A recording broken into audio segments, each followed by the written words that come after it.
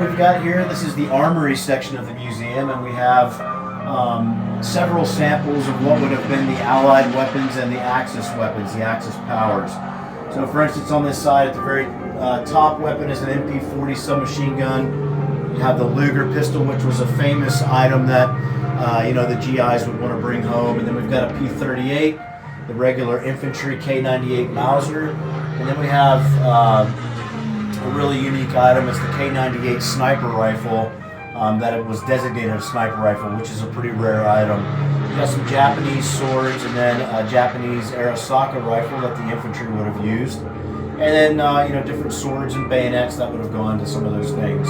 Coming over here, we've got some pretty interesting things. The little pistol in the middle is an original Liberator pistol, and those were pistols that were dropped to French resistance in France, as well as other resistances across this global conflict. But that's a very rare item, and it was designed to be dropped and picked up and used once to take an enemy's weapon. So it was used for kill the bad guy, take his gun to have something better. So very rare to find an original.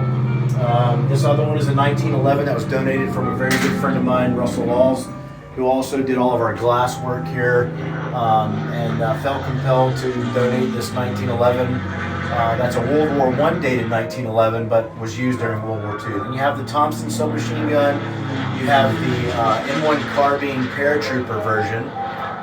So that would have been the folding version that the paratroopers would have used. You got the M3A1 grease gun, which came a little bit later in the war, much cheaper to make than the Thompson. Then you've got the 03A3 bolt action, which was used early in the war. The Marines used it a lot in the Pacific Theater. And then, of course, the M1 Garand came along, and that was obviously the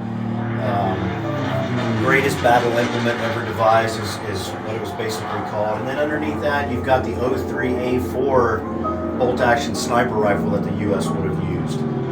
Then you've got the BAR, the Browning automatic rifle. That was a 30-06, more like a fire team or a squad automatic weapon of today's time.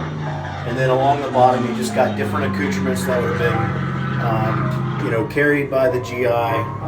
Some of the German stuff over here that would have been carried by the Axis powers as well.